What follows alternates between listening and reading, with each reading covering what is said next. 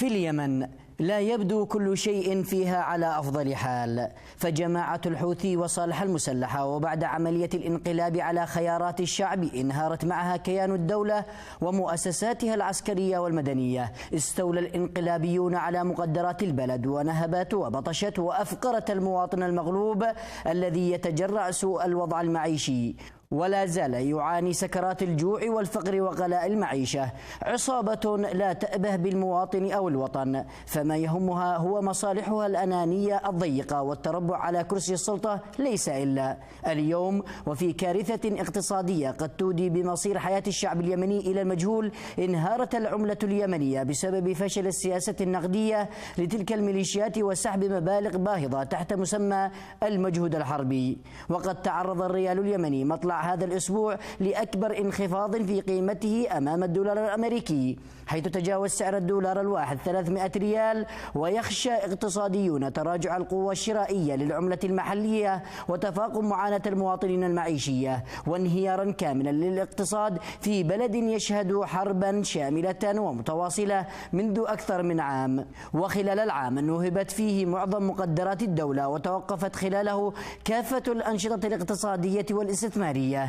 مصادر مصرفية تحدثت عن طباعة البنك المركزي اليمني نحو 50 مليار من العملة اليمنية من الأوراق النقدية فئة 1000 ريال دون غطاء من النقد الأجنبي أو الذهب، وذلك لتغطية رواتب موظفي الدولة، وهو ما ساهم في انخفاض قيمة الريال مقابل الدولار.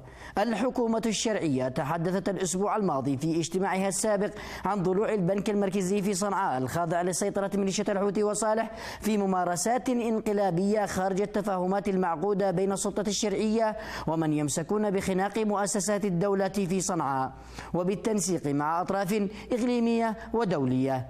وكشف تقرير الحكومة أن البنك المركزي بات خاضعا لأوامر وتوجيهات الحوثيين، وذكر أنه ما زال حتى اليوم يصرف مبلغ 25 مليار ريال أي نحو 100 مليون دولار شهريا إلى ميليشيا الحوثي وصالح تحت بند ما يسمونه المجهود الحربي، في حين أوقفت صرف رواتب كل الموظفين ممن يخالفونهم الرأي في الجهاز المدني والعسكري للدولة. اقتصاديون أرجعوا سبب تفاقم الأوضاع المعيشية والاقتصادية هذه بشكل غير مسبوق إلى الانقلاب على حكومة الوفاق ومحاولة الإطاحة بالرئيس الشرعي عبد الرب منصور هادي والسعي لاغتياله بقصف قصر المعاشيق الرئاسي في عدن.